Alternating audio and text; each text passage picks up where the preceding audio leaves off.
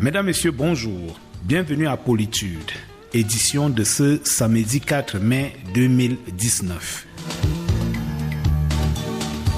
Parlant de développement, nous allons marquer une pause en nous interrogeant sur celui de l'Afrique, le développement de l'Afrique. Un auteur français, René Dumont, disait que l'Afrique noire est mal partie.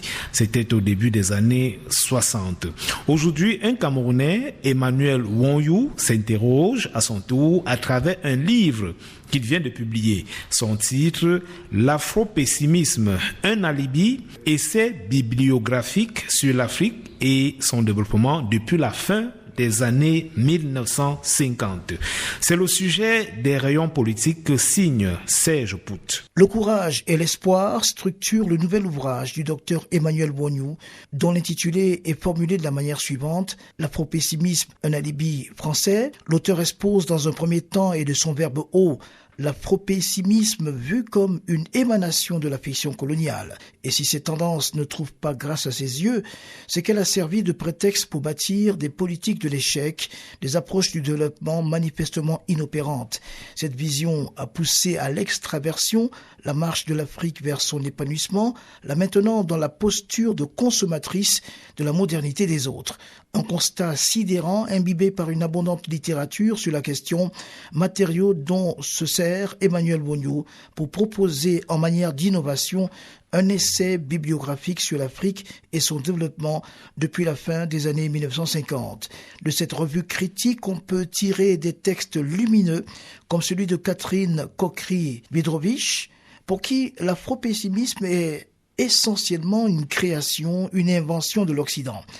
Dans le même souffle, Charlie Gabriel Mbok fait remarquer qu'il n'y a pas mieux que berger de précaré pour précariser mouton. Petite phrase tirée de la France-Afrique, réédition de Décoloniser la France. Le rôle de vigie en alerte que Emmanuel Wonyou joue, par sa plume du moins, montre comment la domination coloniale et néocoloniale s'est employé à faire croire aux pays africains que leur compagnonnage était une balade dans les verts pâturages de la croissance, alors qu'il s'agissait tout simplement de la conduire à l'abattoir.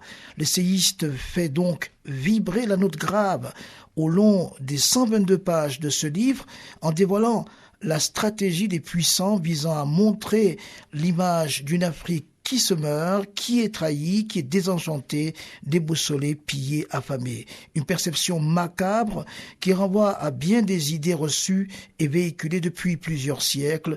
Perception d'un continent habillé du voile de l'obscurité parce que descendant de Cam. On le voit dans cette recension, tout un corpus idéologique a été élaboré et c'est sur cette assise qu'a été fondé l'afro-pessimisme et son instrumentalisation. Mais, signe des temps, on passe du déclassement, du catastrophisme à la revalorisation stratégique. Le vocabulaire a changé, le curseur aussi. Le contexte actuel incite maintenant à pousser le balancier vers la bonne direction. C'est ainsi qu'on entend davantage parler d'afro-optimisme et même d'afro-renaissance, comme un réveil suggéré par bien des auteurs, dont Edem Kodjo, ancien secrétaire général de l'OUA, qui disait « Au sanctuaire du développement, tous les pays sont élus, mais pour y parvenir, il faut du travail, du courage, de l'abnégation et de la persévérance dans l'effort. » Et Emmanuel Wonyou d'ajouter que le point de départ de cette aventure nouvelle, c'est une pensée endogène. Le développement se fera par les Africains à partir de l'Afrique. L'ouvrage qu'il publie chez Iroko Éditions est enrichi d'une bibliographie abondante, de références tout aussi édifiantes en notes de bas de page et d'une section annexe perlée de documents recommandables. Merci Serge. Politude, la pertinence des questions sur les sujets qui touchent l'intérêt de la nation.